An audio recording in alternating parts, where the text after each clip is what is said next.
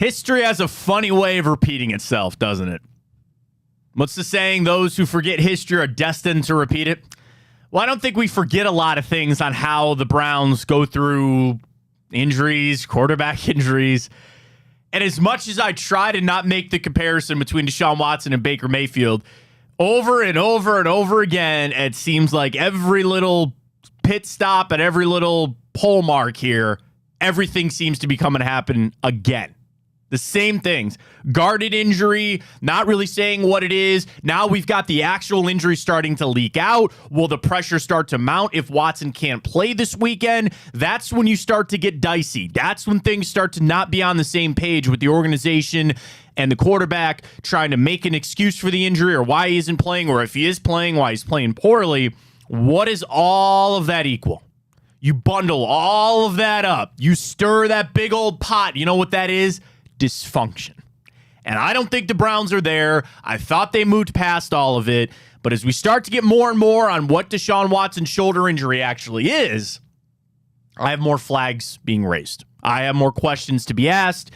I'd put those on Twitter, but everybody's a doctor and a physical therapist out there, so apparently I was told exactly what's wrong with his shoulder, and I had somebody tell me that the only part of his shoulder is a rotator cuff, so I guess, all right, here we are with that. Come on, Matt, I expect better from you. I know, I'm sorry, and you know what? I got hooked by some idiots on Twitter yesterday. It's not the first nor the last time, but I then myself am an idiot. You argue with idiots, Ryan, you become one. It's kind of what we do for 2 hours right here on Big Play. Welcome to the show, everybody. I am Matt Fontana. He is not an idiot. He is Ryan Tyler. Good morning to all. Happy to have you with us this morning.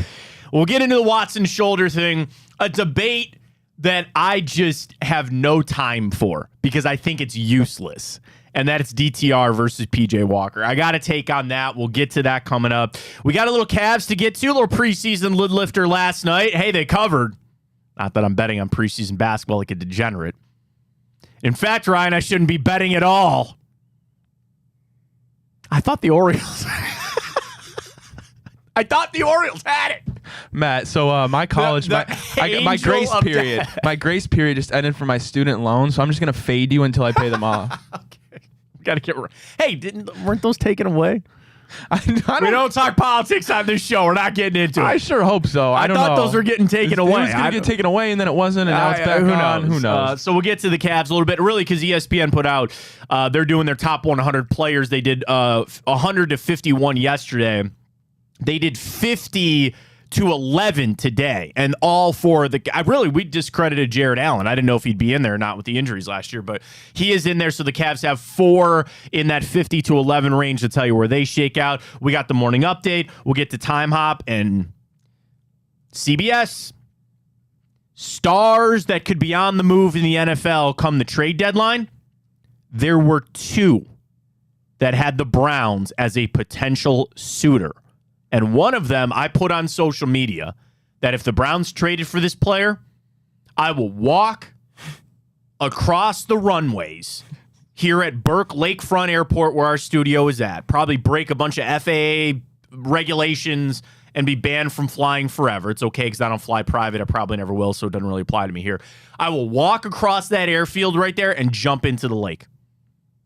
If they trade for that player. I'll tell you who it is coming up a little bit later. And another one that I actually think is a little more attainable and potentially to get for the Cleveland Browns. But we start with Deshaun Watson. So it comes out yesterday from Tom Pelissero that Deshaun Watson is day-to-day with what sources say is a rotator cuff contusion. I want to start by saying I know what a contusion is because I sent a tweet out, probably poorly worded, and I said I just thought it was a bruise. And I had every single person that's ever been to a doctor in their life try to tell me, Matt, a contusion is a bruise. Is it really? Oh, my God. No way. Is that what a bruise really means? I know that. What I thought the issue was that he caught, because we all know the play he got hurt on, I thought he caught a face mask to the shoulder and he had a bruise, like a black and blue bruise. Like if I punched my arm, I would have a bruise. And I thought it was a serious one. Okay, fine. The fact that it's the rotator cuff.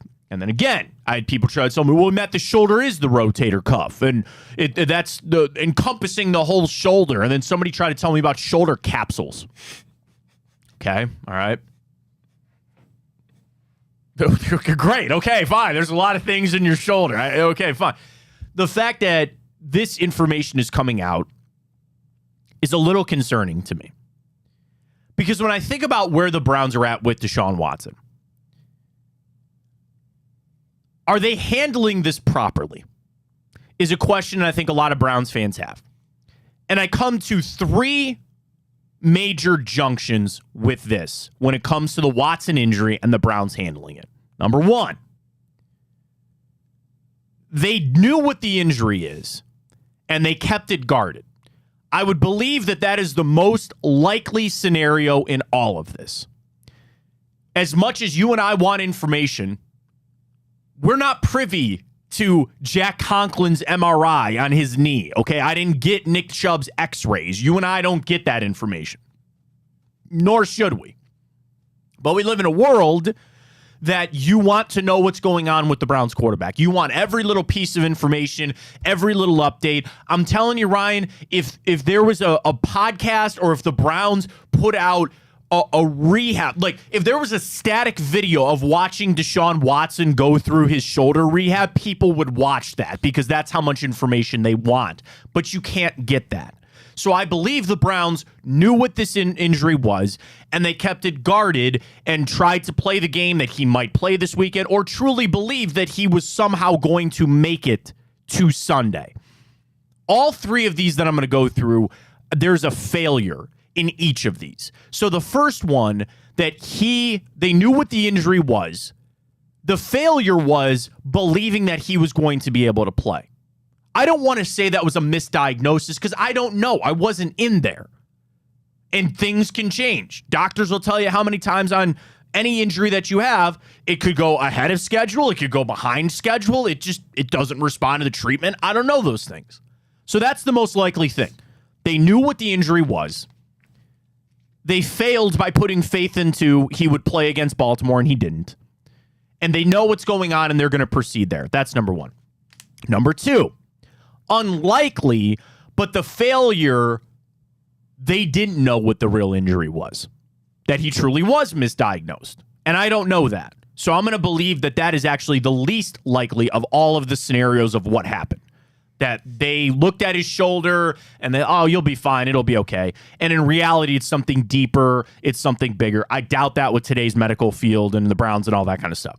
So then gets me to the final failure potential when it comes to this Deshaun Watson injury.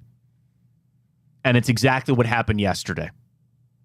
Information getting leaked out, the team and players not being on the same page. We saw that get remedied a little bit with Kevin Stefanski on Monday. And I'm sure later today, when the players speak, and if Watson speaks, he normally speaks on a Wednesday. Don't know if he is or yet not. We'll find that out after our show.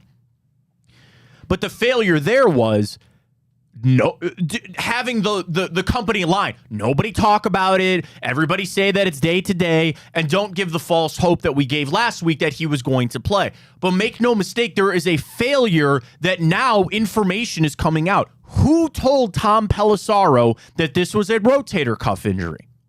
Tom should not give up his sources. But it was either one of 2 sides. It was either Deshaun Watson or the Cleveland Browns. Who would want that information out there? A quarterback trying to make the fan base understand why he didn't play. I think I've seen that before. And I hate trying to make these comparisons between Baker and Watson. These are 2 situations that are different. And as I said yesterday, I think they're actually flipped, where Baker tried to play through his injury and then use the information about the injury to understand why he's playing so poorly. This is the opposite, where Watson didn't play and now is maybe trying to make the information out there of why. That's me assuming, and you probably shouldn't do that.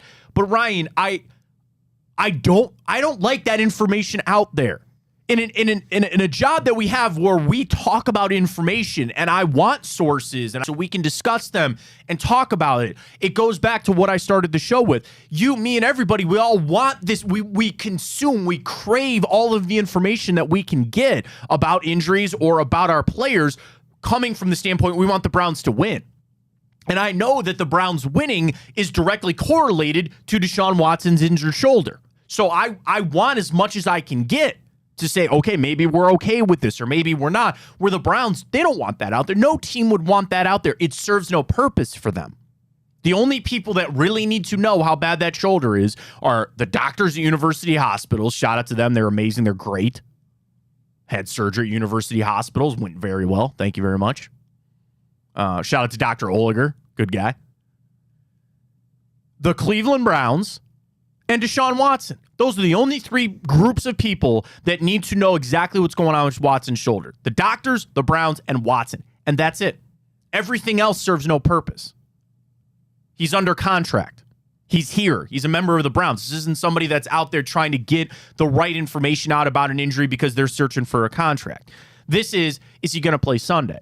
And I try to pull those reins back as much as I can because as I want that information, it really doesn't matter. So the problem is that you and me are going to sit here for the next 4 days and be neurotic.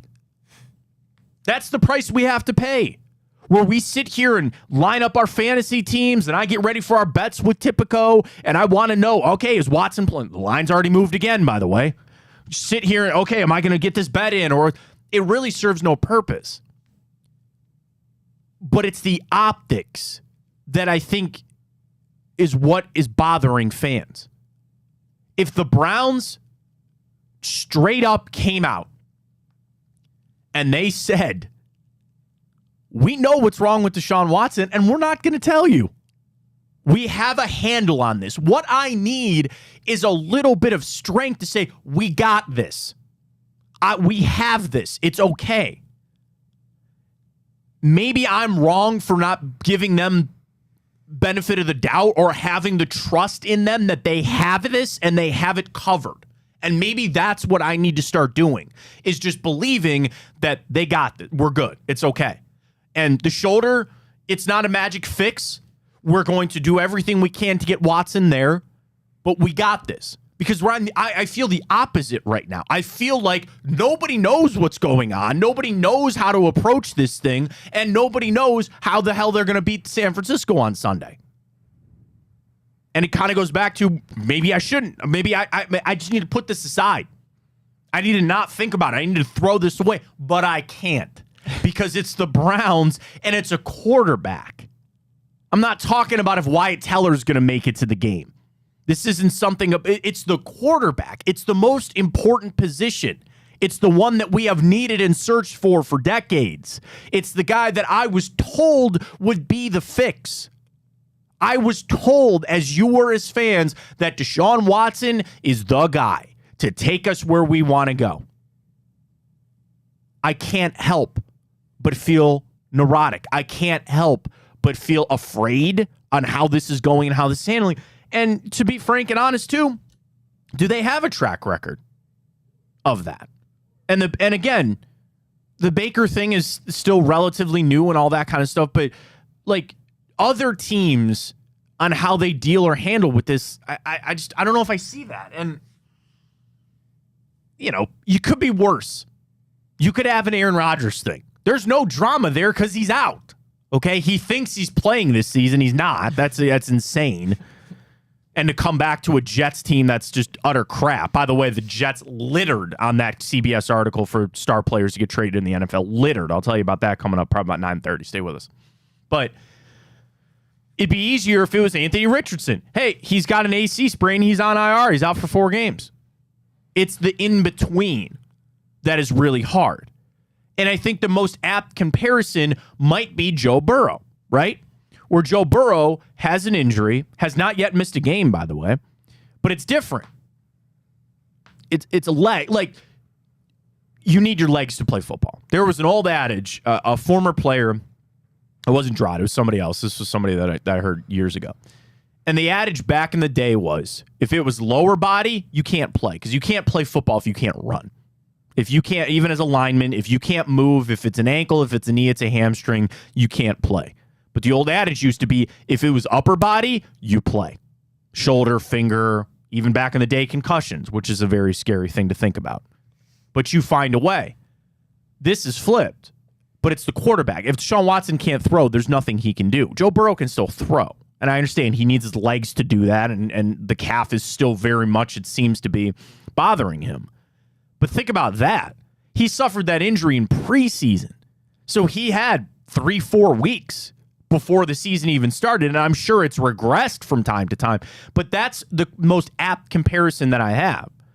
And the way people, I'm sure, are freaking out at the Bengals on how they have handled that. And maybe it was good. If they had just sat Joe Burrow for the 4 games, they might be in the same boat that they're in at 1-3. They're 2-3 now. Right? They beat the Cards.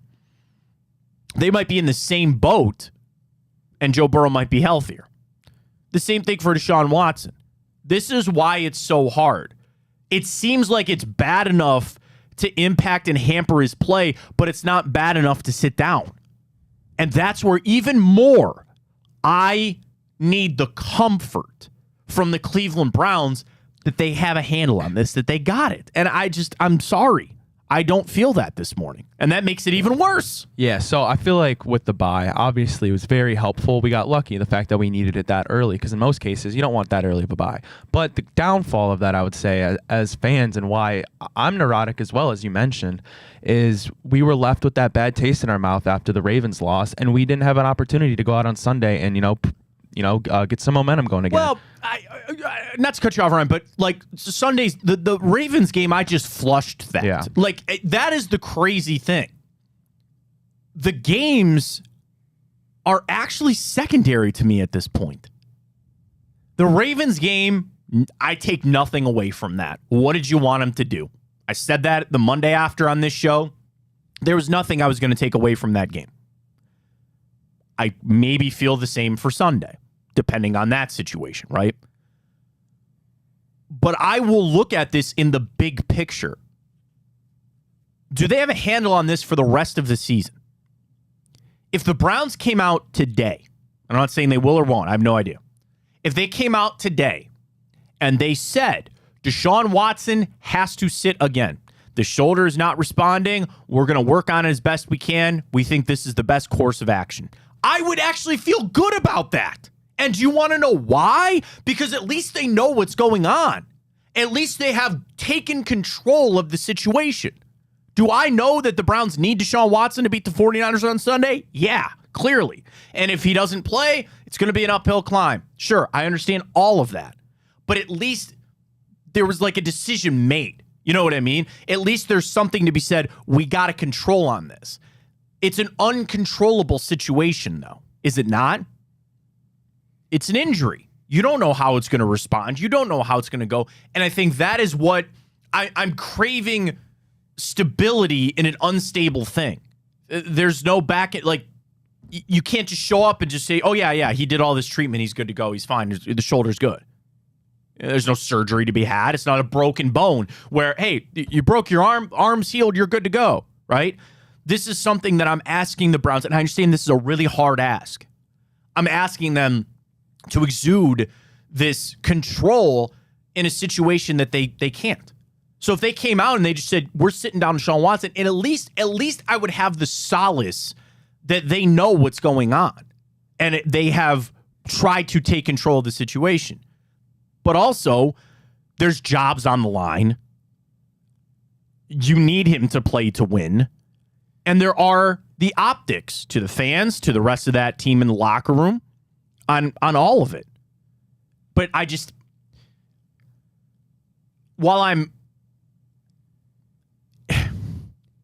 what I really want is no information to come. Like the rotator cuff thing coming out yesterday is something that it bothers me.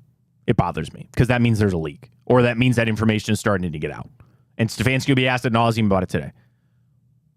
What I really want is the Browns to come out and say to me specifically, or to the fan base, you don't need any information and we have this covered. And Deshaun Watson is not going to play this weekend. Like, that's it. That's really what I want. Ignorance is bliss in this situation. I don't need to know the information. I just need to know that you got it under control, that you have this, and to make the right decision that is pivotal for the season. It could potentially be. You run him back out there and it gets hurt again, maybe he's out for the year, and then we're really screwed. You sit him and he comes back healthy, and you go on a run and you make the playoffs. Either of those scenarios is very possible. Or the flip side, right? He plays, he gets hurt, you somehow succeed. I don't think that's going to happen. He sits, you come back, you're still not very good. And you're going to miss out, and people are going to get fired, and we're going to have to do all this crap all the offseason. It's an uncontrollable situation I asked to be controlled. It's a tough ask. Now, the next situation was a report yesterday from Brad Stainbrook, shout out to Brad, that the Browns would start P.J. Walker on Sunday over Dorian Thompson-Robinson if Deshaun Watson cannot play. I don't care. It's not a shot at Brad at all. Start either one. You're not winning that game. And if anything, I could make the case you had better start Dorian Thompson-Robinson. Like, give him the reps, I guess. Yeah, here's Nick Bosa. Here's this vaunted defense. And if you want to guard him against what happened to him in the Ravens game, okay, fine. I would actually lean towards starting DTR just for the tape, just to get him some reps. And I'm not one of these conspiracy theorist people that think Dorian Thompson-Robinson will, unplant Watson one day. Dorian Thompson-Robinson is exactly who he is. That's why I was happy they drafted him. It's why I'm happy he's here. I think he's a great project, potential backup in the future. And if he gets some starting opportunities, I think he can do some things. I do. He has a physical skill set that I loved. I loved watching him at UCLA. He does some things that you just can't teach. His mobility, I think he's got a really strong arm. Why not put him out there to get some tape? You might say, well, we don't want to put him out there and get him killed, and then he's going to start getting skittish in the pocket. There's actually a chance to regress some of the, progression that the Browns are trying to have with DTR. But this debate, it's pointless. There is zero debate to be had. Start either one. You're not winning. And is that defeatist of me? I guess. I don't know. Like, if Deshaun Watson plays, 49ers still have a good chance to win that game. If Deshaun Watson doesn't play, there is no chance that the 49ers lose that game. None. And I'll eat crow come Monday. I'd love that. I'd serve it up with some garlic, some butter, a little Frank's Red Hot on that bad boy, medium rare. I don't know what temperature you got to cook crow to. Serve that on up, and I will eat that all Monday morning if that happens. But if Deshaun Watson doesn't play in that game, the debate of which quarterback that you have starts is irrelevant. It is irrelevant. It doesn't matter. And again, I would lean towards ZTR just to give him the reps. So here we are. Did this waiting game. And we'll get more information this afternoon because, again, Stefanski will speak, waiting to see if Watson will speak. And I'm sure that there will be a little change on how it's approached, where they will continue to say day to day. It wouldn't shock me, Ryan, if there's a giant sign in the Browns locker room this morning that says day to day. And every player that sees that, it's when you are asked about Deshaun, you say he is day to day. And today is Wednesday, and we'll see how he is on Thursday, and we'll see how it goes on Friday. You and me and everybody knows that's not how they're operating in Berea. They can ill afford to do that. Deep down, they are preparing for him to play or not. But I don't need that information. I really don't.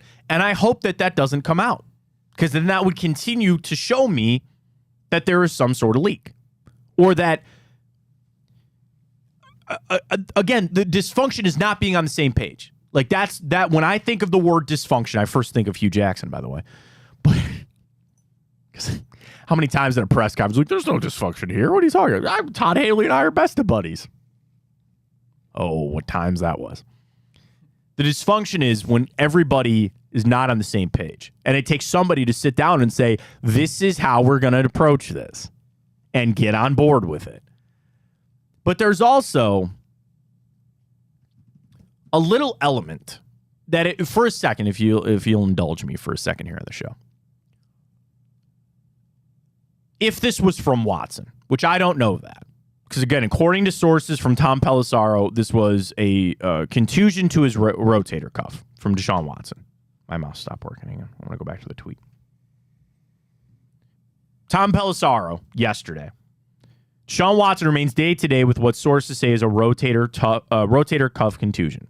After a surprising scratch in Week 4, Watson spent the bye week resting and rehabbing. He didn't practice Monday, but did some throwing. Okay, that's good. I think the Browns probably learned you can't go all week without having him throw.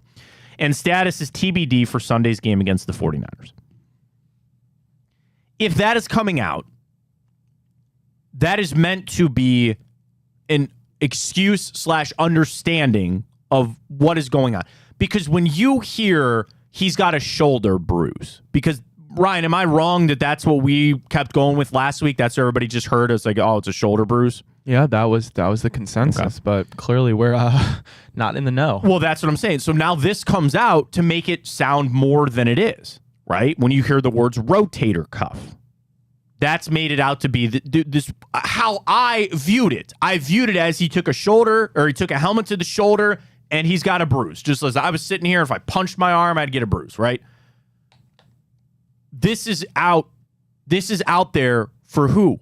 The fan base. To maybe get off of it. Or to understand that this is what happened. That comes out with a lack of confidence. Because there has been just so much with Deshaun Watson. Going back to the off-the-field things, the people that did want him here, not want him here, the money and picks invested, the pressure that is on Deshaun Watson is immense. And he is playing for a fan base that is still not yet sold on him. There's always the extremes. There's always people on one end and the other end. So there will be people that'll root for Deshaun Watson and believe that he is it no matter what, come hell or high water. They're kind of blind to the situation over here. And there will be people over here that dislike him, that disdain him, that will never root for him, and some even out there that want him to fail. The majority of us are somewhere in here, somewhere in the middle, where it is still unwritten if Deshaun Watson will be the future franchise, dare I say, Super Bowl winning quarterback for the Cleveland Browns.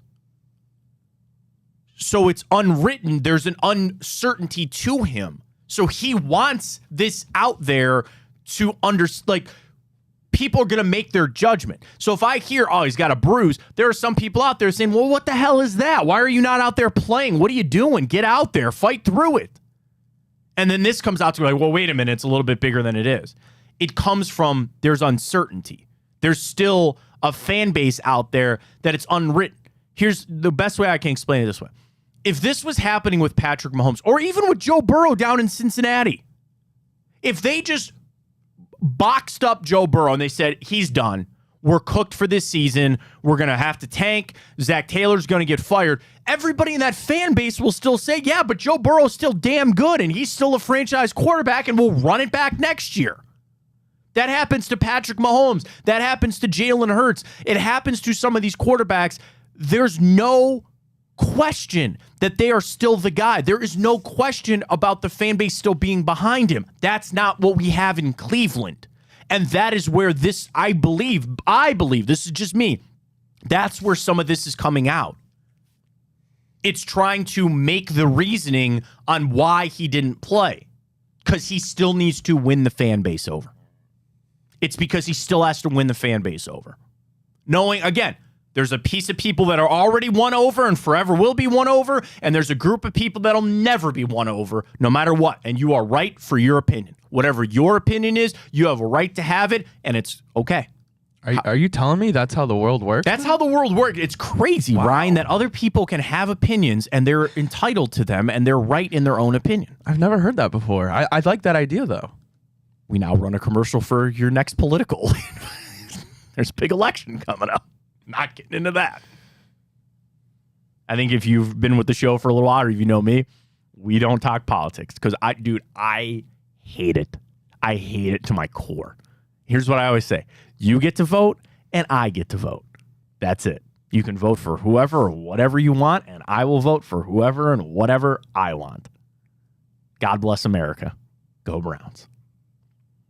I hate it. Because especially as a kid, you always heard when people spoke politics, usually it was like family gatherings or family dinner or something like that. And as a kid, you're like, oh, I wonder, now that I'm actually like in a quote unquote adult, yeah, those conversations come up from time to time. And oh my God. And I'll tell you this straight up, I am not well enough informed to sit there and debate you on this candidate or this issue or anything like that. I do enough research to know who I'm voting for, and that's it. But nonetheless, That is the world that I think a lot of Browns fans are in. There's always the extremes, and a lot of people are in the middle. But Deshaun Watson has not won over this fan base. He's not. So when things like this happen that could have a negative impact, that have people frankly questioning if he's the guy, I'm probably wrong for putting it out there that Watson was the one to leak this. I don't know that. But let me put it this way. With it coming out that it was a rotator cuff contusion that came out yesterday, does that benefit the Browns or Deshaun Watson more? Deshaun Watson. How does that benefit the Browns in any way? Unless it was somebody like me, maybe, who was saying the Browns mishandled this. And it was like, oh, well, really, it was a rotator cuff, contusion. It was bad. My snarky, smart-ass response would be, well, if you knew that, then why was it even a question if he was going to play or not? Like, if it was really that bad, you should have come out Wednesday and be like, he ain't going to play. Or, like, if they wanted to play that game with the Ravens and give the chance that he was going to play, I guess maybe that's what they were going for. But he wouldn't have shown up Sunday trying to throw and see. The best thing that from that thing report from Tom Pelissero is that Watson did some throwing on Monday. So there's progress. Okay, so he threw Sunday a week ago, had the bye week off, rehab rest, and he came back Monday to throw.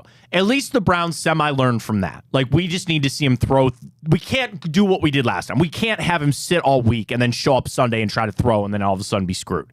So at least he's throwing a little bit. Figure that out. All right, let's catch a break. I can't wait to dive into this article coming up from CBS Sports. And they went through, I think this was Cody Benjamin, if I'm not mistaken. It was Cody Benjamin. And star players who could be available coming up for the trade deadline. Danielle Hunter is on this list. A couple of quarterbacks, wide receivers. There are two that Cody puts the Browns as potential suitors. One of them, I will jump in the lake if they trade for this player. It's not because I don't like this player. It's just there is no way that's happening. I would actually see a trade for Garrett Bowles being more available than a trade for this player. And if you listen to our show yesterday, I told you that there was no way on God's green earth they're trading for Garrett Bowles. This is even more far-fetched. But I will tell you who the player is. And there's another one on the list that I think is maybe attainable. I'll tell you about that coming up. Big play. Catch us on iHeart, folks. Chico's show coming up 12 to 2. Great show last night with Josh Maria Cribbs. Ted Ginn's show taking off as well. I know is a part of us here. We got it locked and loaded for you here on Big Play, folks. We're on iHeart all day, even the replays of our show. So if you ever miss our show in the morning from 9 to 11, you can go back and just watch it on social media. But our show also re-airs, I believe, at 7 o'clock on... So it's 5 to 7. 5 to 7, excuse me.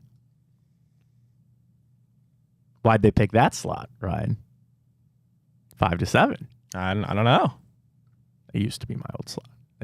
I don't know if that was a coincidence or not, but nonetheless, we're on 5 to 7 on the iHeart Consistency. app. Consistency is key. Consistency is the name of the game. We're on the iHeart app. You can catch us all day right there. But again, if you miss anything, you want the video, go to YouTube. Easy replay right there. Twitter, which is usually where a lot of people watch right there, at Matt Fontana Show. Drop us a follow there. We're also up on IG and Facebook. And again, don't forget, tonight we have Drennan, and is tonight the Hanford show? Or just Drennan? Bonus time with Bruce Drennan. I think Wednesday's just Drennan. Just Drennan. Okay, but still, we have the Hanford Dixon show with Greg Williams. We got the return with Josh Maria Cribbs every Sunday. Bobby Carpenter, Anthony Schlegel, recapping everything with Ohio State. We got you locked and loaded with Big Play, folks. A lot of big things happening here, including some new digs maybe coming up for us, and the app, which is right around the corner. Super excited about everything. Check us out on Big Play for all our merch as well. Big Play Network, where you want it, how you want it, when you want it. Check us out on all the social media platforms. One guy I don't think the Browns have any prayer of trading for, but I'll tell you the list. We'll run through a couple of the other ones as well. Stay with us. Matt Fontana Show right here on Big Play.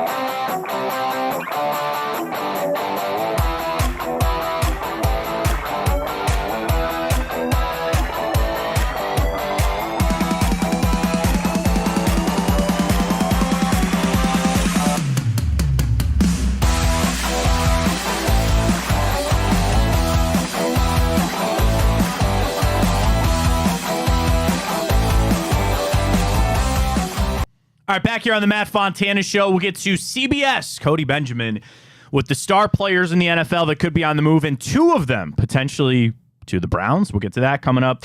We'll also revisit some of the Watson things coming up. We'll wait. I'm trying to leave an open mind with this. I'm in a bad spot with the Cleveland Browns. I'm in an awkward spot right now. I want them to be controlling of this situation. I just want them to have a direction. I don't know if we have it right now, but we'll get that all figured out. So this came from CBS Sports and Cody Benjamin, star players that could be on the move for NFL trade deadline. It's a couple weeks away. We've discussed Garrett Bowles ad nauseum. I've said that's not happening. People talked a lot about Jonathan Taylor. That's not happening now that he got signed. But what about another star running back?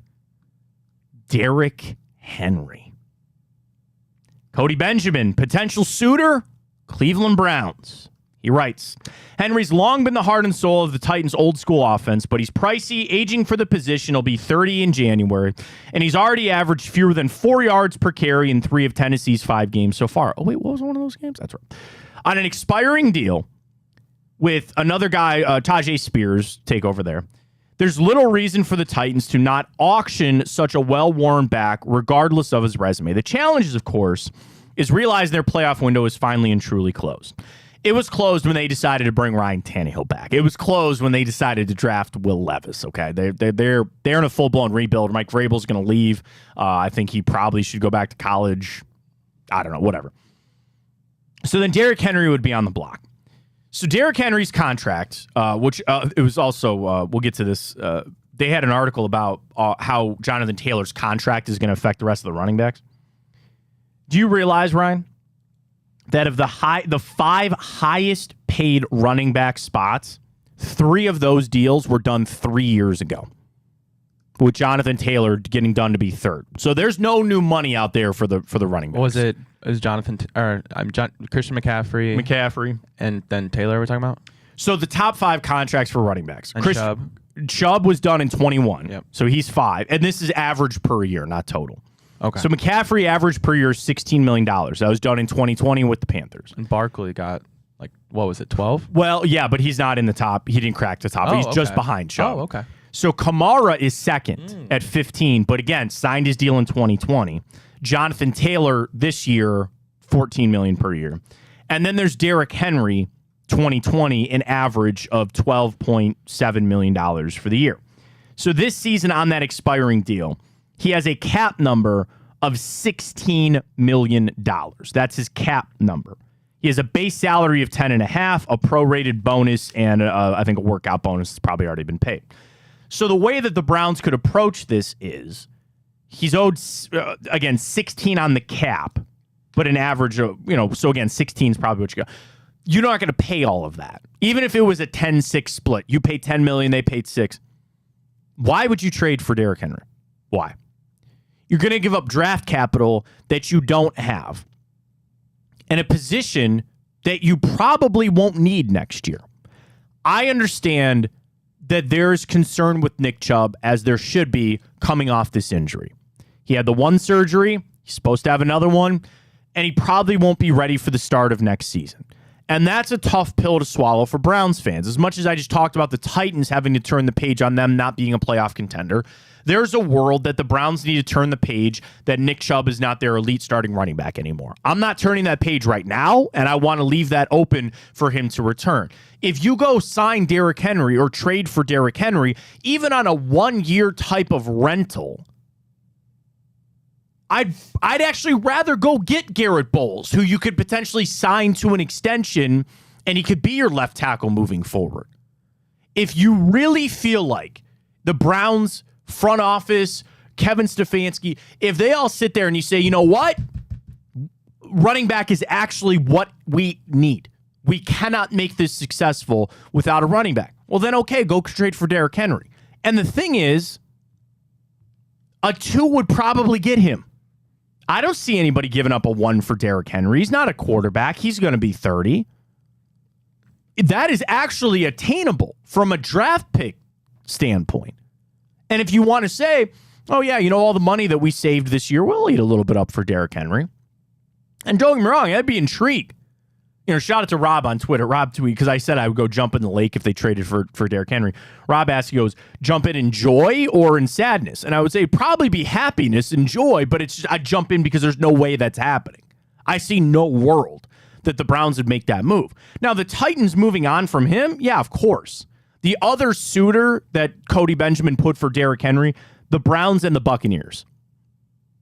So, I mean, Tampa, I guess that kind of makes sense, but they're a team that's maybe trying to make a push for the playoffs, and that might help.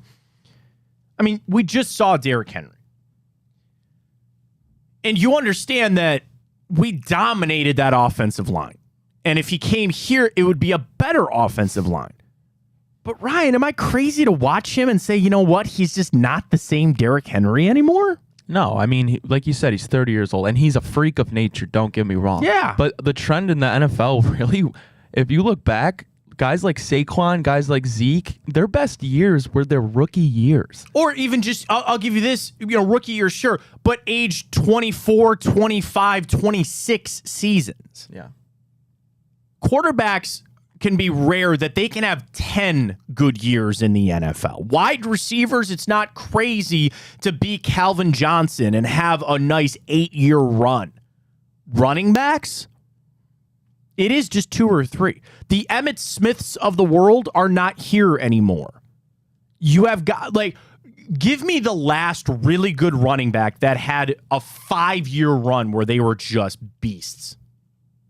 The first one you probably thought of, because I know I did, was Adrian Peterson. Exactly. Okay. Let me pull up Adrian Peterson. So his rookie year, and I'm just going to go rushing, 1,300 yards. Year 2, 1,700, 1,300 in 09, 10, 1,200. 11, he was hurt. 12 was when he rushed for 2,000 yards, won the MVP. 1,213 injured, came back in 2015 and ran for 1,400 yards. So even then, if you want to give me that stretch of 1,000-yard seasons, that was 6. That was 6 and 7 years. That was Adrian Peterson. I can't think of another running back. And that was, again, 10 years ago. I really can't think of one. So trading for you're not trading for the same Derrick Henry. Now, if you believe that he still has some gas left in the tank, or you don't even need him to be some 1,700-yard guy. You want to get him to 1,000 yards this season, sure. You know the other thing about Derrick Henry? You know how many touchdowns he has this year? 2. That's it. They've played 5 games. He used to have 2 touchdowns and a half. I don't see it. I see the Titans trading him. I don't see it for the Cleveland Browns. Unless that was we're trying to save this and that's truly what you need. That's on the scale of saving the season, and I'm not saying the season is lost by any stretch of the imagination. There's still plenty to go, and even if they lose on Sunday, I'm still going to feel, as long as Watson gets healthy, again, it all comes back to Deshaun Watson. If he's healthy, we got a shot. But even come Sunday, regardless of all that, if you really feel like Derrick Henry is the answer, then yeah, go make a call. But my thing is, it's not. It still comes back to Deshaun Watson. You can make the playoffs with Deshaun Watson. You sign Derrick Henry, I'm sorry, I don't think that moves the needle for me. On the needle of making the playoffs or not, I really don't see Derrick Henry being that big of an impact. So you put him on here, I don't know, just for clicks. This isn't a shot at Cody Benjamin, it's not. But you want clicks on an article, tie the Browns to anybody. Put the Browns in it and people will find it. So the other player on this list that he said was a potential suitor for the Cleveland Browns is a little more attainable. Courtland Sutton, wide receiver for the Denver Broncos. Now, Sean Payton just came out and he said, we're not fire selling. You know who says that? A team and a coach that are selling players because they want to drive the price up. So Courtland Sutton, because everybody wanted Jerry Jeudy, right? So Courtland Sutton signed a 4-year, $60 million deal with the Broncos back in 2021. But there is a potential out after this season. He has a cap hit of $18 million this season. After it, there's still over $30 million on that. No. No. 21 receptions for 229 yards, couple of touchdowns. The write-up.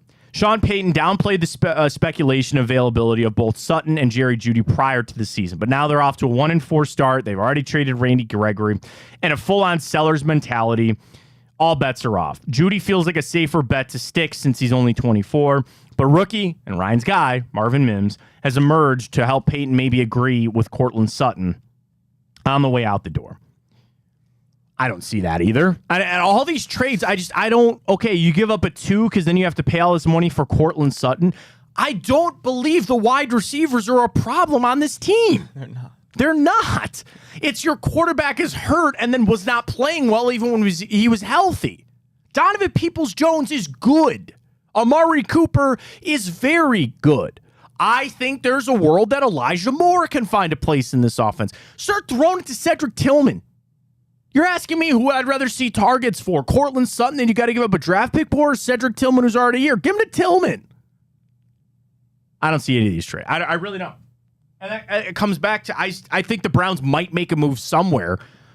I don't think it's going to be for any starting level guy. I don't think it's Garrett Bowles. I don't think it's Derrick Henry, and I certainly don't think it's Cortland Sutton. I guess it's more palatable that it's other than Derrick Henry. Actually, I take that back. I take all that back. Derrick Henry would be a little more palatable than Cortland Sutton. You'd have to pay. You could actually get Derrick Henry cheaper than you could get Cortland Sutton from a monetary standpoint. And if you want to trade him, the Browns have a 3, right? Next year. Yeah, we have our own 3 next year. Give him the 3. Give him the 3. We don't have a 4. We gave that to the Texans. I'll tell you what. You call the Titans, and they'll take a 3 for Derrick Henry. Go ahead. That's fine. I make that move. I'm not giving him a 2. You don't have a 1 to give him. They ain't getting a 1. Give him a 3. All right, that's fine. You want to make that trade? I'll go jump in the lake. I'll jump in the lake. For a 3, that's fine. Not a problem. Not at all. But it all comes back to what we know. Deshaun Watson's got to get healthy and play better. Derrick Henry does nothing for this offense if Deshaun Watson's not playing healthy. It's just a fact. All right, the rest of the guys on Cody Benjamin's article for guys that will be traded and potential suitors. Number 1, Kirk Cousins. We talked a lot about him yesterday. There's only one potential suitor that Cody writes. Would you dare guess, Ryan? I'm going to guess the Jets. The New York Football Jets. That is correct. Makes a lot of sense outside of what we talked about yesterday. Cousins has a full no-trade clause, and his family, he likes being in Minnesota. And and the other reason why he probably wouldn't want to go to New York, there's no chance of a contract extension there because Aaron Rodgers is coming back to play there next year. So at least if I was Cousins, or at least if I was a team pursuing him, you would say, trade me to a place that then would sign me to a 3-year extension. And then maybe it's a little bit easier to do. Call your shot right now. Is Kirk Cousins get traded from Minnesota? I'm going to say... I'm going to say no. I think that no trade clause throws everything off. Teams don't like that either. Teams hate that. Yeah, I mean, it's tough. You got to negotiate with him first before you negotiate with the Vikings. I'm kind of a fan of Kirk. I don't mind Kirk Cousins. I mean, he's got that label as the stat pattern, and then he never shows up in primetime games. Like, he's still a good quarterback. Yeah, he's kind of like Matt Stafford, where if you got him to the right team in the right situation, you could go win a Super Bowl with him, but you got to find the right situation. Like, remember, it's that, that alternate parallel universe. If you went back in the butterfly effect, you remember who really wanted Kirk Cousins? Kyle Shanahan. Kyle Shanahan badly, when he got to San Francisco, wanted to get Kirk Cousins there. When Kirk was on his way out of out of Washington. That's the guy that I think Kyle Shanahan could have worked with pretty well. He backed his way into Brock Purdy, which kind of worked out, but that's the kind of mix that I'm talking about. And it's crazy because, okay, there's one other quarterback on this list, and I want to talk quarterbacks in the NFL for a second. Ryan Tannehill.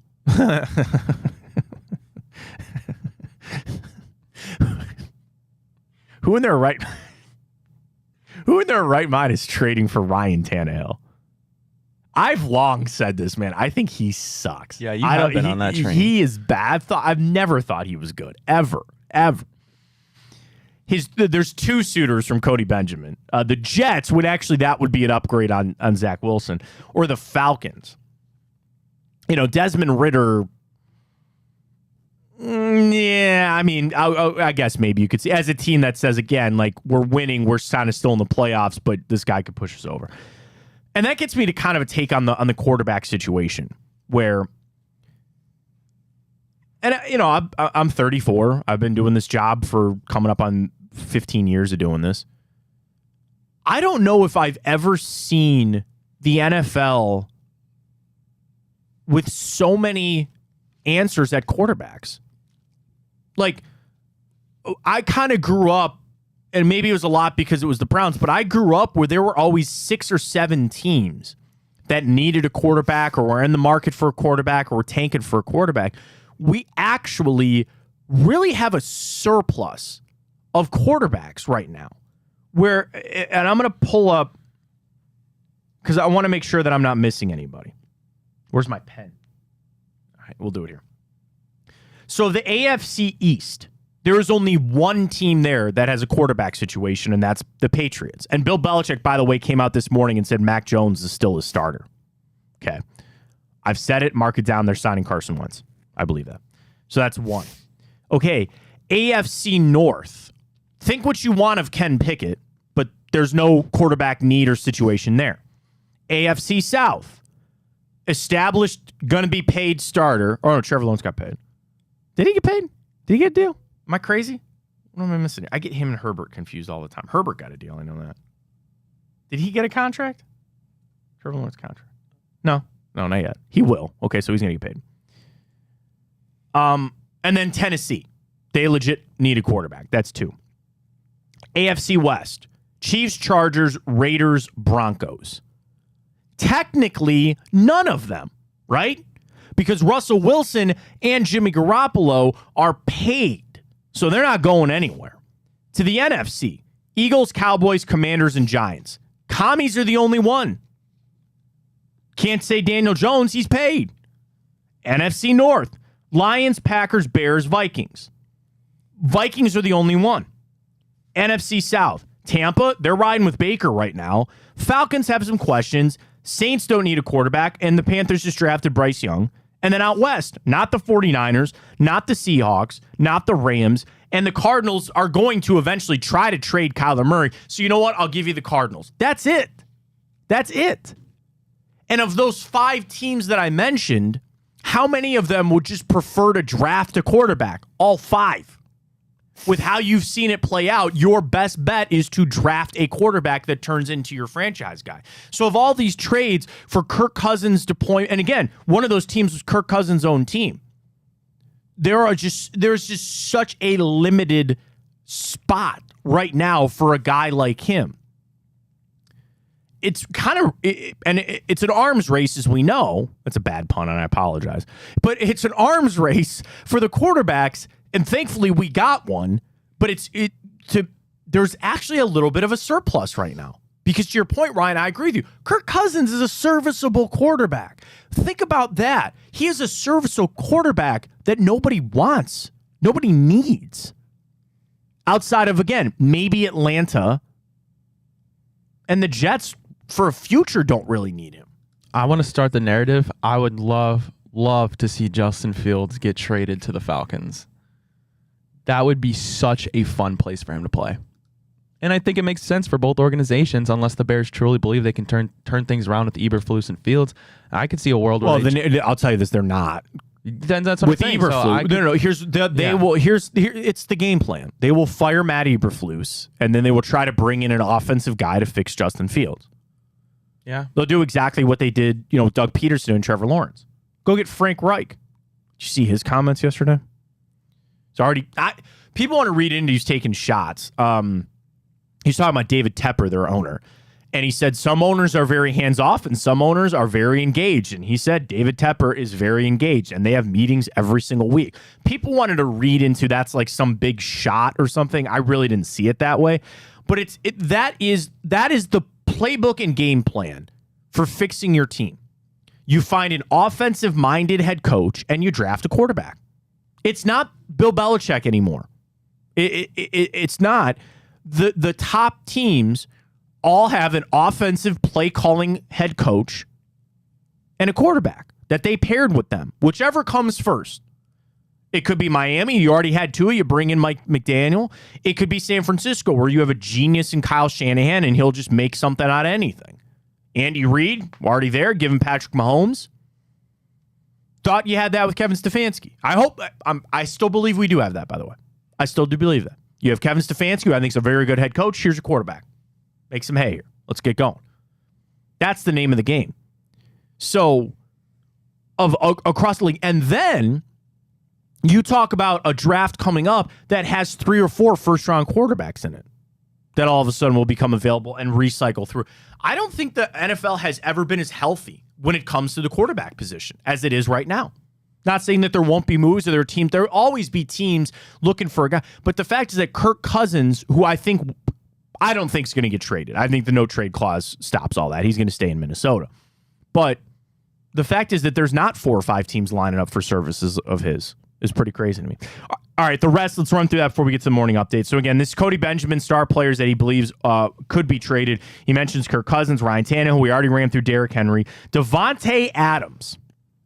So they beat the Packers on Monday night. Good little feel win there for Davante Adams on his former team. But he has, of course, admitted recently that he's a little upset with his role in the offense.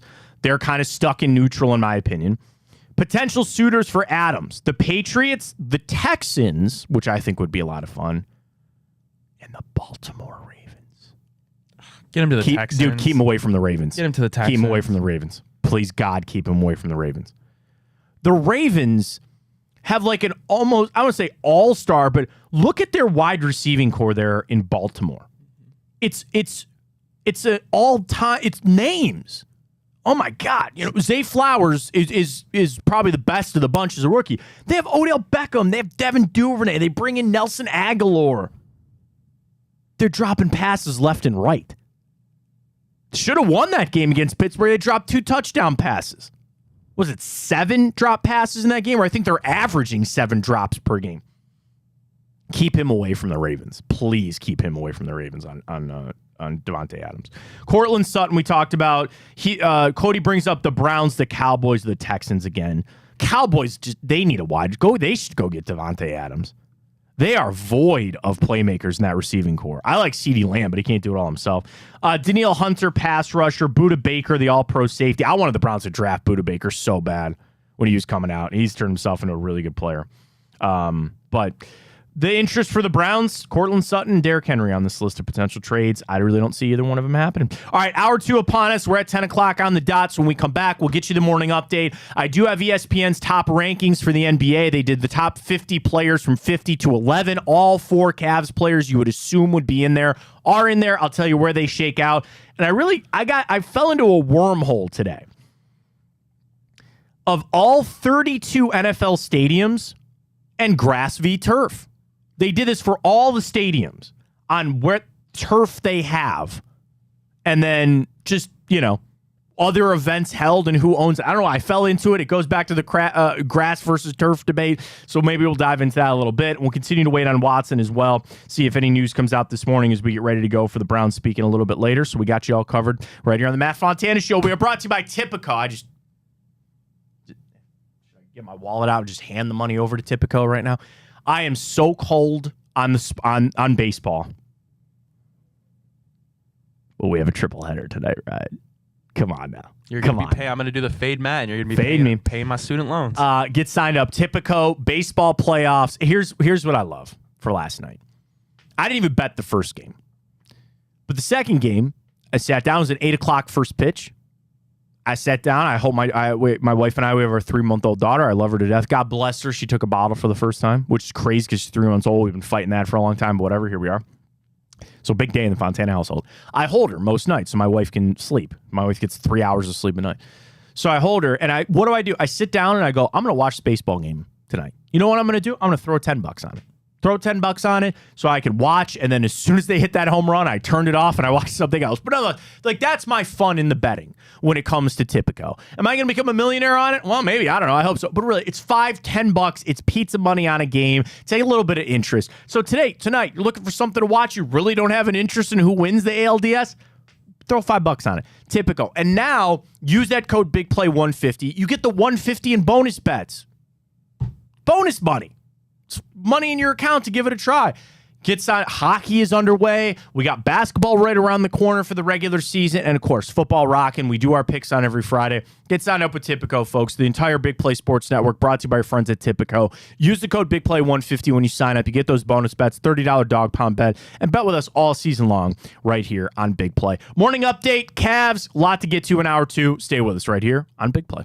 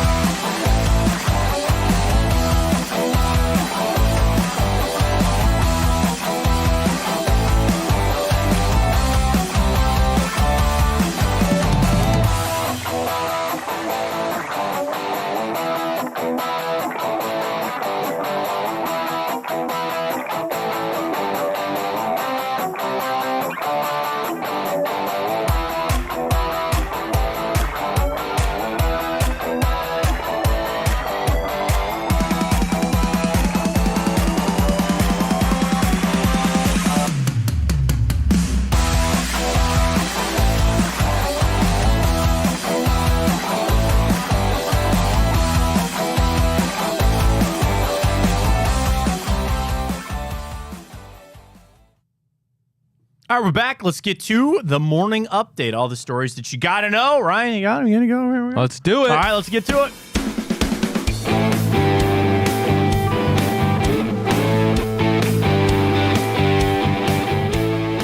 Little midweek edition, the stories you got to know for your Wednesday morning in the very capable hands of one Ryan Tyler. Go ahead, Ryan. Alrighty, Matt. Well, if you kept up with the world yesterday, or it was either this morning or yesterday, some unfortunate news. Gymnast Mary Lou Retton is battling a pretty rare form of pneumonia. And for those that don't know, she was just 16 years old when she captivated the gymnastic world and became the first American in men's or women's competition to win an Olympic medal in the sport. Yeah, I mean, certainly I saw, thoughts and prayers and reaching out for help. And if you can, please do. And it's, she's somebody that we all have seen the video, certainly very captivating for that. So hopefully she can pull through. And again, I know anybody that can help, and they're trying to raise some funds to help her out there. So hopefully she gets what she needs. Alrighty, well, in the basketball world, we're back, Matt, and boy, does it feel good. And it seems like some things never change with the new season. Dylan Brooks was ejected from his first game in preseason with the Rockets just 4 minutes and 33 seconds in. He received a flagrant 2 for a shot to the groin of Indiana Pacers center Daniel Tice on Tuesday night. What else do you expect? And he's going to complain, or people will complain that he's always got this stigma, or they're out to get him. Of course he does. He's a dirty player. I don't think you can stop being a dirty player. People thought about him coming to the Cavs this offseason. I thought that was such a horrible idea. I'm glad he's in Houston because he's not in Cleveland. Shocking that he got ejected as soon as he did. Yeah, is he one of, I'd say, maybe like him, I guess maybe not Draymond as much anymore, but like when you think of quote-unquote dirty players in the NBA, it's a shame that he's one of the names that pops up, maybe number one. I mean, but again, it's not by accident. Like, you have to do these things to actually warrant that type of label. And do referees probably watch him a little closer? Yes, they should. What do you mean? Of course they should. You're going to do stuff like that. That's what happens, man. You blink around, you find out. Alrighty, well, in the UFC world, we got a little bit of news. Former champion Charles Olivier is injured, and he's out of the lightweight title main event for UFC 294. But thankfully, coming to the rescue, Alexander Volkanovski will step in to fight lightweight champ Makhachev on just an 11 days notice. Dana White said all it took was one phone call to Volkanovski, and he was ready to fight. Thank God. I mean, this is a big fight, and it's literally a week from Sunday. Or Saturday, excuse me. They go into Sunday night. But, yeah, man, because, like, you hear a title fight like that, and he got hurt in sparring. Why are fighters, they have camps, he got a headbutt a week and a half before? Like, how does that happen? Thank God Volkanovski stepped up, because he could have said no, saved it. I'm a big UFC fan. I was excited for the Makhachev-Oliveira fight, but I am pretty excited for this one now. But I'll tell you what, how excited are you to see our boy Stipe battle against arguably the GOAT and Mr. John Bones Jones? I'm very excited for that. That is growing. We're about a month away from that. I think it's, the 21st of November. And there's been things coming out, like John Jones is working out with Gordon Ryan, who's like one of the best jiu-jitsu practitioners in the world. And he's made comments like, he thinks Stipe thinks it's going to be a boxing match. Dude, I'm going to put money on Typical on that. I really think Stipe is going to knock him out. I hope that. I wish that. I'm going to manifest that with everything that I can. I am so excited for that fight. My brothers just texted me this morning, like, dude, you're having the party for the fight, right? I'm like, hell yeah, of course I am. So can't wait for that. Stipe's looking good so far from training. Yeah. Do you know if the odds are out on that one yet? Oh, yeah. I mean, I got to imagine it's a heavy favorite for John. It's like 300, I think. The last time I saw it was like minus 300. So he's a favorite, but it's not like some of his fights where, he was a giant favorite. Oh, pull it up on Typico here. So, all right, MMA right here. All right, so Makhachev Volkanovski. Makhachev's a minus 250 favorite because they've already fought, and Makhachev beat him. Volkanovski's like one of the best, though, so I get that. Jones Miocic, Jones minus 400, so It's moved a little bit. Okay, gotcha. So I would actually specifically probably take Stipe to knock him out. You can't get I can go just bet right now on Typico and just take Stipe plus 320, but I would take Stipe. I'm going to take him to knock him out at some point once that becomes available. Alrighty, well, former NHL coach and player Barry Melrose, who's been diagnosed with Parkinson's disease and announced his retirement on Tuesday. He's been with ESPN since 1996. He says, I've had over 50 extraordinary years playing, coaching, and analyzing the world's greatest game, that is hockey. It's now time to hang up my skates, focus on my health, family, my wife Cindy, and whatever comes next. I mean, he's an institution. You talk about ESPN, they're an institution themselves. There's some people within ESPN that make it special. Stuart Scott, unfortunately, no longer with us.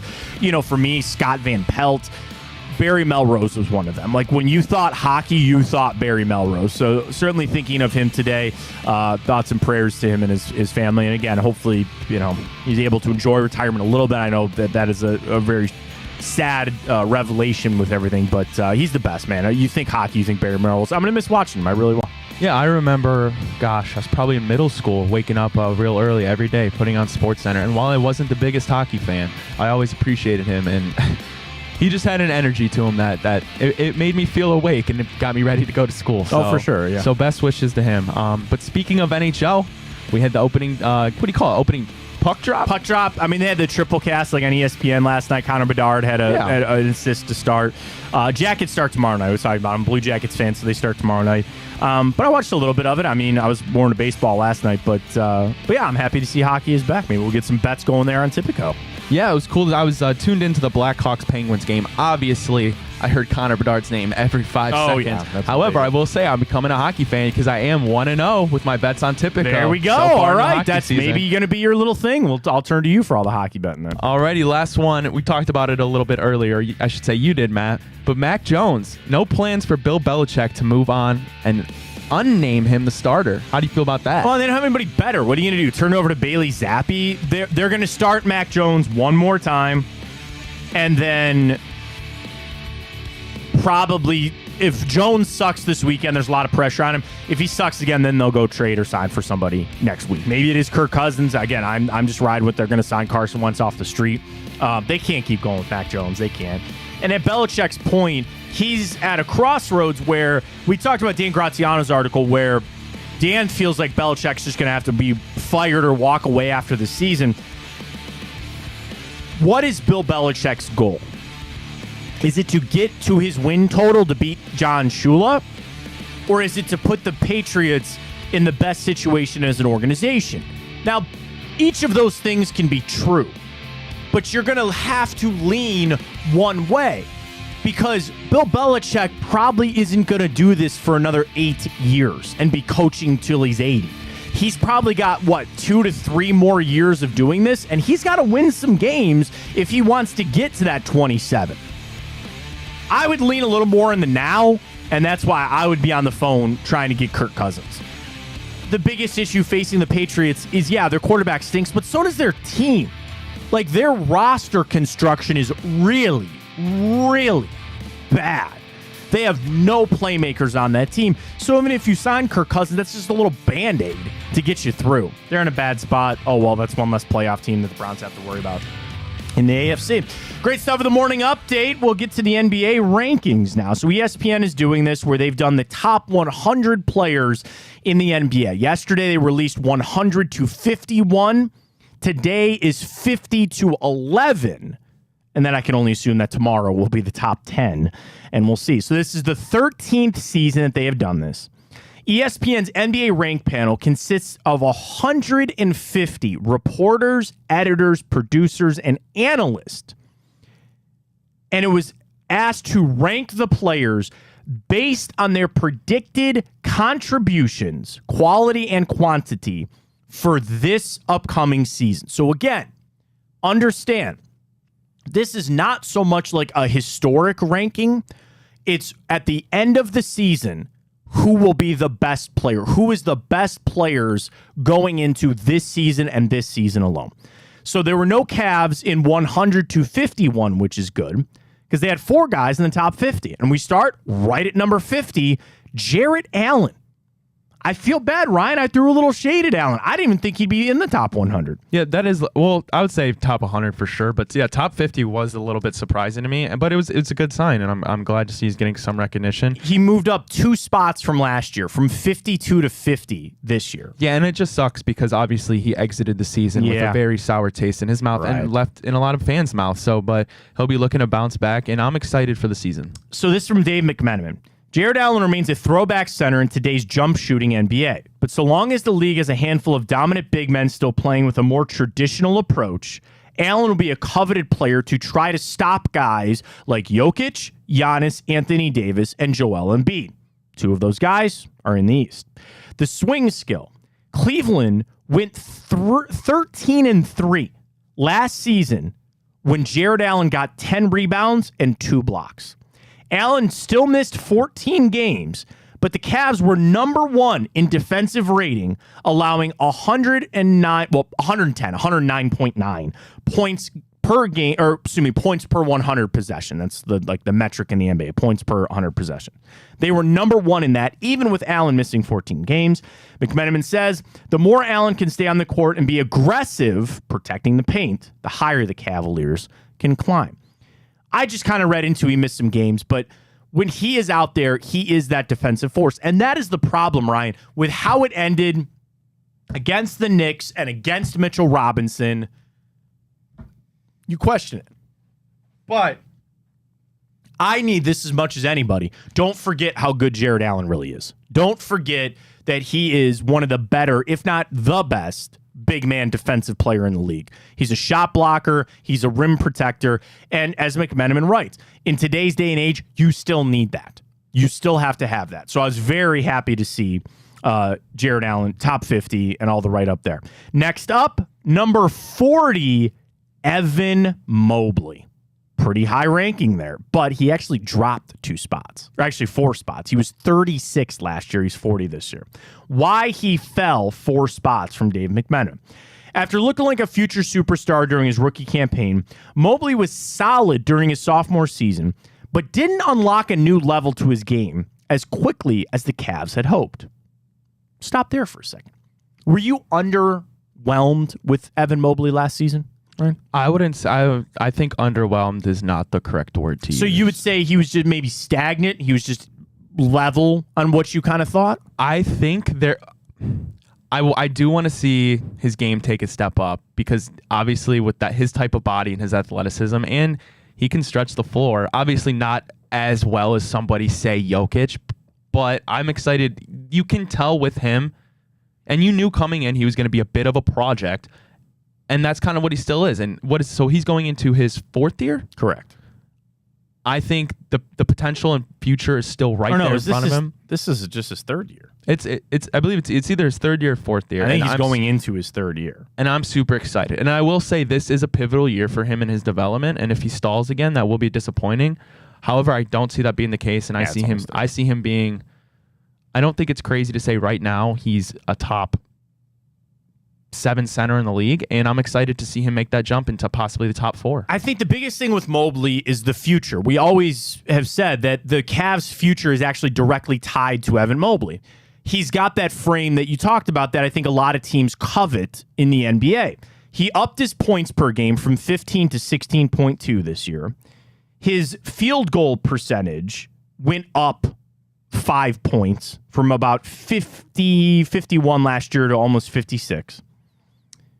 His rebounding went up from 8.3 to 9 this season. So all the big metrics that I would look for went up: points, rebounds, and his field goal percentage. What I think Dave is writing here, and maybe why he slipped a couple of spots, was it wasn't the ascension that you thought. You thought he'd be a 20 point per game kind of guy in year 2. You had Donovan Mitchell join the team, and it's only his 2nd year. Like, I'm still very high on Evan Mobley, as you are too, Ryan. We're not saying that we're not here, but yeah, maybe it was a little bit of a slow, but still, I thought he had a fine season. And I know the Cavs believe this as much as the fans do. The future is tied to Evan Mobley. The future is tied to if he becomes the superstar that you think he can be. And I use superstar in a relative term. He could be the 8th best player in the league. I'm not asking for him to be the best, but the 8th best player in the league is still pretty good. To a level that you talked about with Giannis and Embiid and all that kind of stuff. I think, to your point, it could be a big year for Evan Mobley coming up. Why he could exceed the ranking of 40 from Dave McMenamin. Mobley's statistics improved across the board. I didn't even read this, but from his rookie campaign to his sophomore one. After the Cavs roster improved around the margins in the offseason, adding Strus and George Niang, Mobley's efficiency should only get sharper with those floor spacers, making it harder for opposing defenses to pack the paint and stop him. That's the Cavs not having a 3-point shooter on that team just killed them last year, just absolutely killed them. and made things really hard, I think probably on Evan Mobley, maybe even more than Donovan Mitchell or Darius Garland. Yeah, no, I'm super excited to see it. We got a little bit of taste of. We saw Max Strus right off the gate. I know. I watched a little George Niang last night. He looked good. Amani Bates. How about that big time shot? Yeah.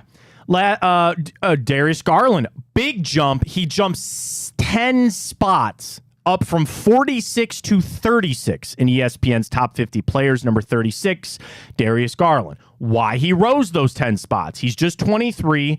Man, isn't that crazy? Darius Garland's still just 23 years old. And Mobley's 22. I know. Still just 23. Garland has improved in each of his 4 seasons in the league. He was one of just 6 players in the NBA last year to average 21.6 points and 7.8 assists per game. His swing skill. Garland hit the 5th most threes from 30 feet or beyond in league history. So again, 30 feet or beyond. 5th most in the NBA. Do you want to guess on the 4 players ahead of him?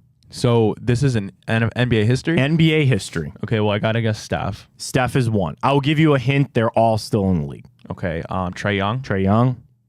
Dame time. Dame. Very nice. And I'm missing one more. Missing one more. Is this guy still relevant? Yes. Very much so.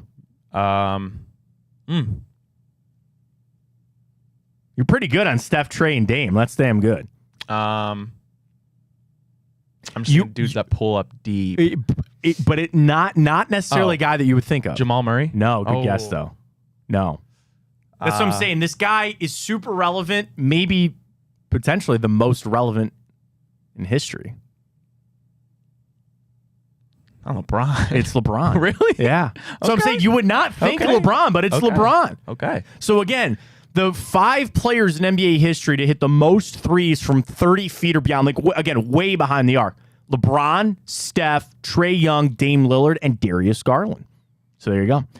McMenamin continues. That ability to stretch the floor and extend the defense also sets him up as a playmaker, as he's able to put the ball on the floor and find his teammates when his defender overcommits. His 7.8 assists per game ranked 10th in the NBA last year. Final one, we know Donovan Mitchell will be on this list. Where did he come out, though? Number 15 for Donovan Mitchell. He comes up 9 spots from last year, from 24 to 15. McMenamin on why Mitchell went 9 spots up. After topping the 40-point plateau 9 times in his first 5 years in Utah. I'm sorry, well, this is really sad. 9 times in his first 5 years in Utah. He did it 13 times last year. So again, he hit the 40-point plateau 9 times in 5 years in Utah. He did it 13 times last year, including his 71-point performance against the Bulls. He can dominate on any given night. One huge question. Will this be his last year in Cleveland? McMenamin writes, Mitchell opted against signing an extension with the franchise this fall. While he's still under contract through this season and next year with a player option for 2025 and 26, if the Cavs don't make a leap this year, after last year's first-round flameout, could Mitchell become a trade chip in the summer if an extension agreement isn't made? I've said that, and we know that. I'm not, nervous about that. I'm not afraid about it. You know what I mean? That is the world that we live in. You have got to prove to Donovan Mitchell this season that there's a reason for him to stay in Cleveland. I know that. You know that. Kobe Altman knows that. J.B. Bickerstaff knows that. Donovan Mitchell knows that. Darius Garland knows that. Evan Mobley knows that. Everybody knows that. Nothing wrong with that. So prove it. Make it to the second round. Dare I say, try to get to the Eastern Conference Finals. But we all know it's not just the wins and losses. What does he need to see more than anything this year? Evan Mobley, in my opinion.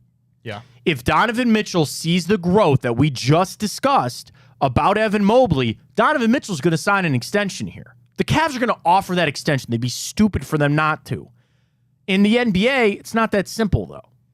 And the NBA is set up, they know, Donovan Mitchell knows the deal the Cavs are going to give him, he'll get somewhere else. That's the power that the players have. The deals, in the NFL, that's not always the case. The NFL, the deals sometimes you get from this team, you won't get from another team. And there's a little bit of a nervousness or a risk that if you fall back or you say, no, I'll see what happens in free agency. The NBA is not that way. Donovan Mitchell's going to get paid. Now, with bird rights, the Cavs can offer him more because they would retain their own player. I understand that. But still, the NBA is built up that guys can get their deals elsewhere. This season is exactly that. Proving to Donovan Mitchell that this is a place that he can win. If his heart is always calling him to go to New York and play the Knicks, that's fine. That's fine. I don't have any nervousness about this. I'm just so sick and tired of hearing about Donovan Mitchell in New York ad nauseum. I know. I get it. I understand it. And that's why I just focus on he's here for the now. Yep. And even if he left after this season, which I would hope not, but even if they traded him in this offseason coming up, I still don't regret that trade. No, like Lowry Markkanen's a good player. Colin Sexton, Ochai Agbaji, okay, fine. I don't regret it. So it's still a good trade no matter what. Absolutely. And especially if you make the playoffs or make the Eastern Conference. I think you make the Eastern Conference Finals, I don't think he's going anywhere. I really don't. That Cavs season last season was one of the most fun, entertaining seasons that I've got to watch in a long time as a Cavs fan. And obviously, it was nice winning the championship and when we had LeBron and we were going to the finals every year. But I don't know, it was just something different about, obviously, let me preface that with saying, ultimate goal is a championship, and there's no better season than if you go out and you hoist that Larry O'Brien. Yeah. But last season, with that young core, seeing Donovan Mitchell and that 71-point performance, it was just so different. It felt like energized, and it made me love basketball again. Well, I'm going to say a statement that comes off negative, but it's not. He's almost like the bridge player, and he's an elite player. I'm not saying that he's some bridge quarterback, but his bridge is from the now to what should be the ascension of Evan Mobley. The Cavs' best version is where Evan Mobley is your best player and Donovan Mitchell and Darius Garland are your second and third best players. And if anything, there are nights that you could go back and forth, like tonight's Donovan's night. Tonight, next night's Evan Mobley. But on the whole, your future is tied to Evan Mobley. So that's where Donovan Mitchell is perfect to maybe bridge to get to that. There's no guarantee that we'll ever get there, though, right? We hope and believe that Evan Mobley will become the player you hope that he is, but you don't know that. So that's where keeping Donovan Mitchell around. And same thing, does Donovan view this as it's his team right now? Make no mistake on that. It's his team right now. Maybe he likes that. Maybe that's something to be said. Who knows? But I'm not putting any effort. I'm not really worrying about any of that. I'm with you, Ryan. Like those debates will be had for the future. Those will be something to be had. And it's a thing that there's no point in trying to worry about it just because it's going to be what it is. I can only get to 11 because the top 10 are coming out, I think, tomorrow. So, again, Mitchell was 15, Dame Lillard 14, Anthony Edwards 13, Jimmy Butler 12, and Devin Booker is 11. Do you want to guess on the top 10 before they come out tomorrow? Yeah, so, okay. I guess I'll just go try. Okay. Well, so honestly, I didn't get the chance to read it. That's fine. And there's a big chance that they didn't include LeBron, but I hope they did. LeBron is not on this Okay, list. I didn't think so. Okay. However, okay, Steph Curry. I'm just making sure. Okay, LeBron is on this. So I want to keep this for tomorrow. Okay. So, again, we are just in no particular order. Okay. So LeBron, Steph, Giannis, Jokic, Embiid, Kevin Durant. Is that 1, 2? That's 6. I can't think right now. Oh, Jason Tatum. Oh, Tatum, yeah. I wonder, okay, I doubt it, but Jaylen Brown. I think he is because I don't think he's on this list. Yeah, yet. then I would assume Jaylen Brown's there. Yep, Jaylen Brown. I'm assuming Dame didn't make it. No, Dame's like, I just mentioned Dame. He's like 14. Oh, okay. I'm surprised Jimmy Buckets didn't creep in there. Jimmy Buckets is, he's on this list, so he's not in the top 10. Okay. Let's see. Jimmy Butler's 12. Okay. That's pretty fair, I would say. So LeBron, Steph, Giannis, Jokic, Embiid, Durant, Jason Tatum, Jaylen Brown. 3, 6. That's 8. We need 2 more. Who are we missing? I'm pulling up stats because I know we're going to miss somebody here.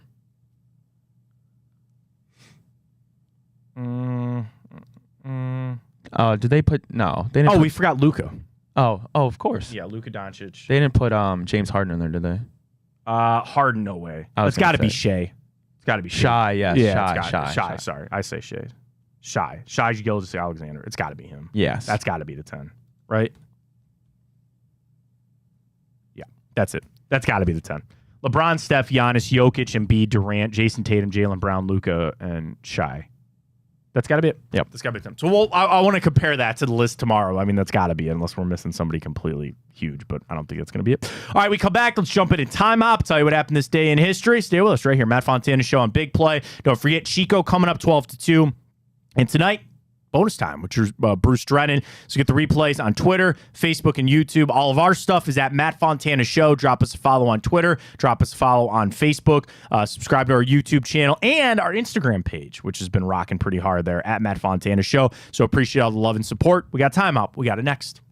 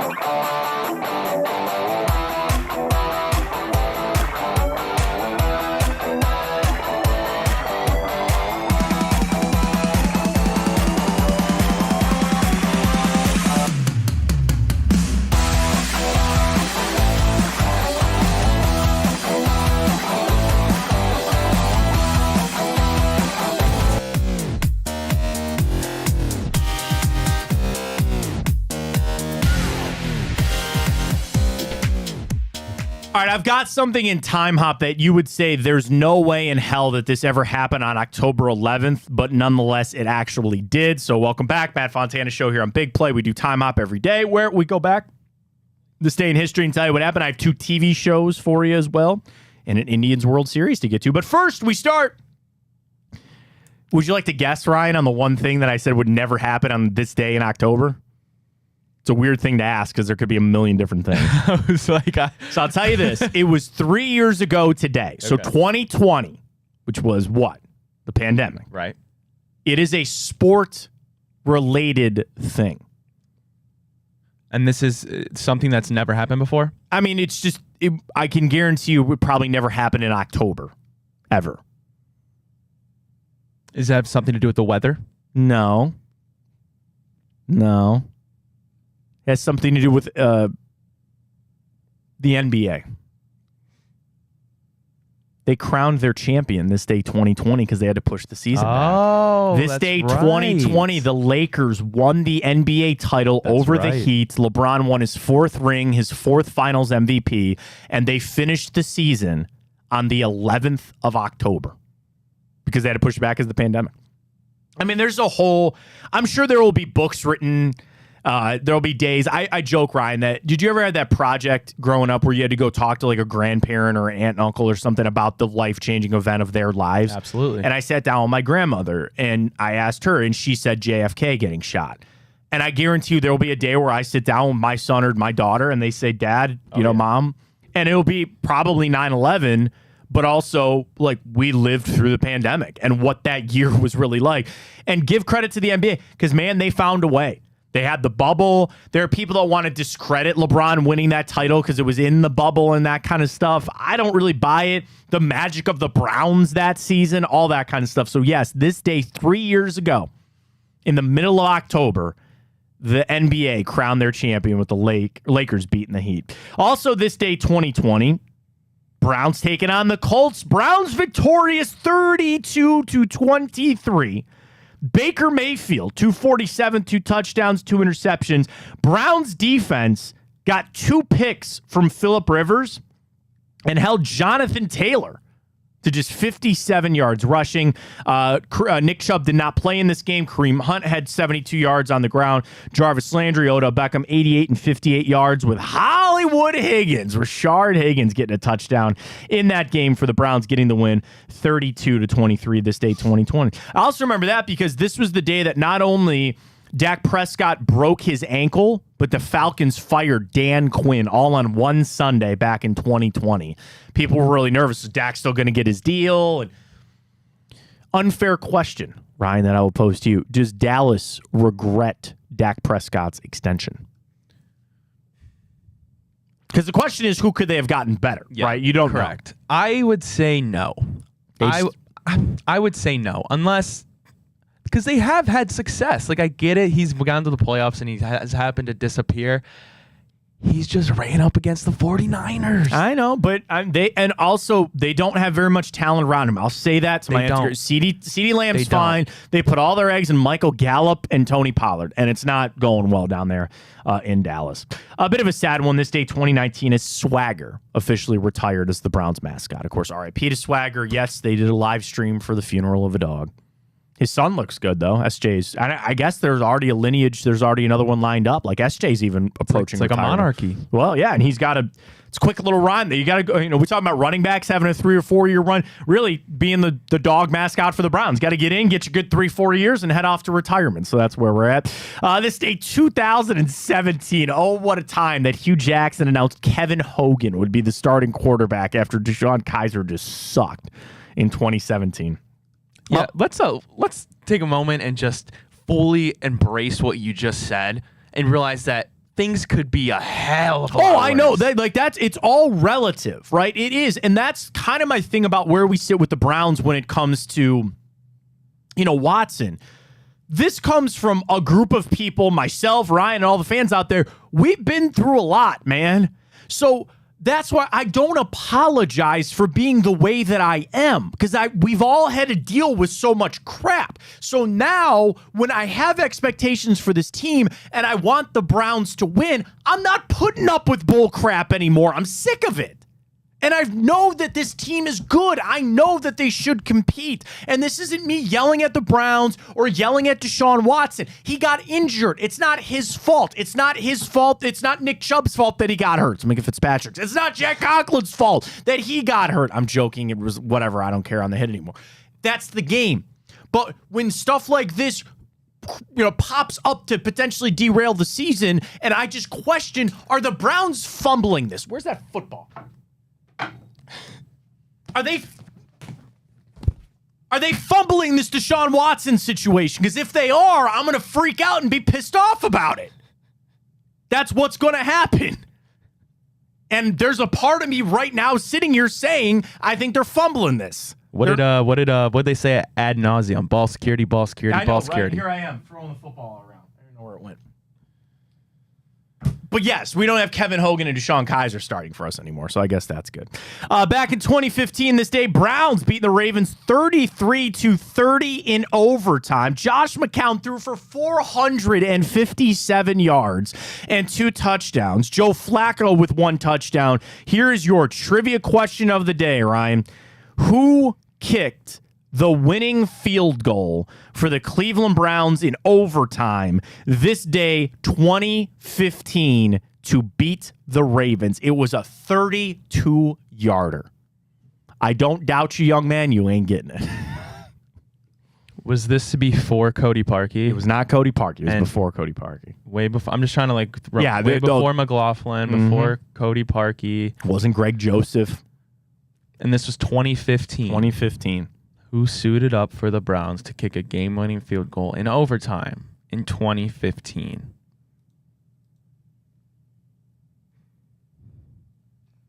It's tough. That might be a trivia question for the ages.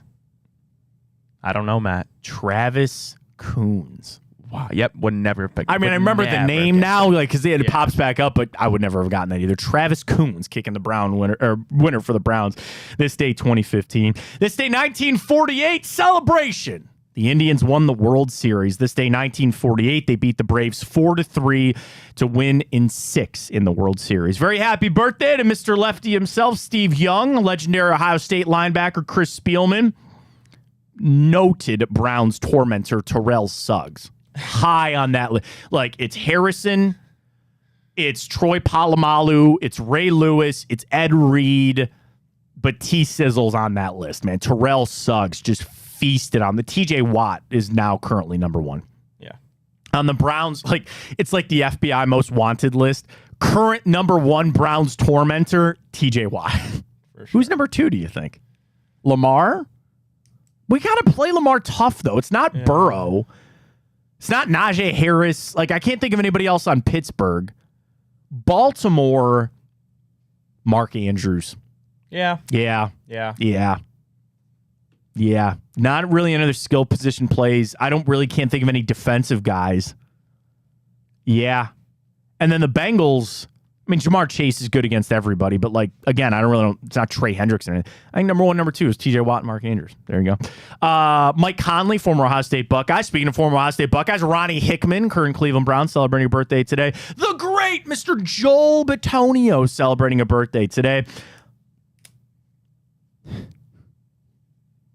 You will never guess whose birthday it is today. TJ Watt. World works funny sometimes. So weird. Is that not so Can we weird? not wish him a happy birthday? Redact him from the list. I hope he has just an okay birthday. He's got a broken finger, so take that. Real football guy. Multiple torn ligaments and a broken finger. He was looking at surgery after the year. Football guy. TJ Watt. Gio Urshela, Eleanor Roosevelt, and then Cardi B. Eleanor Roosevelt, Cardi B. Just kind of opposite ends of the spectrum there when it comes to the world, I guess. All right, 2 TV shows for you. And in a way, here's your hint, Ryan. They are directly correlated to one to the other. Okay. So the question is, do you want the older one first, knowing that the older one then influence and correlate? Yeah, I'll take the older one. So it debuted this day, 1975. 75. Long time ago. Your hint is they still do it every single week. Like, the show's still on? The show is still on. It's still running. Still every single week. So it's like a soap opera? No. Mm-mm. No, wow. Mm-mm. And it's once a week? Once a week. Very famous show. They say you don't make it in Hollywood until you get to host this show. There's your other hint. They have hosts, rotating hosts on this show. Oh, Saturday Night Live? Saturday Night Live is correct. This day, 1975. Now, here's your other trivia. Who was the first ever host of SNL? Oh, God. And that was 75? 75. World famous comedian. Again, my hint would be it's my dad's favorite comedian, but you don't know my dad, so it really doesn't help very much. George Carlin. Were you going to guess George Carlin? There you go, George. But that was because yeah. George Carlin was the first ever host on SNL that debuted this day. How many dirty words was it he had? Was it his the 5 seven deadly sins? Yeah. It was, the 7 deadly sins, but there's the FCC words. Yes, that is right. George Carlin. Well, good pull on Carlin. I'm glad you know that. Very nice. Very good. So yes, this day 75 for SNL. Now your hint is this next show that debuted in 2006 is very influenced by SNL. There's a lot of SNL people on it. The main star and the creator of the show spent a lot of her time in her career on SNL.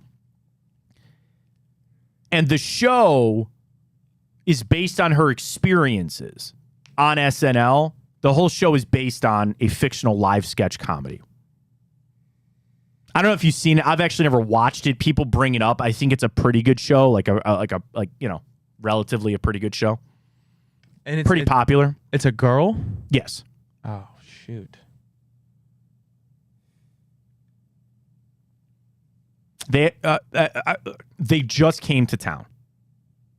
This woman and her friend Amy Poehler.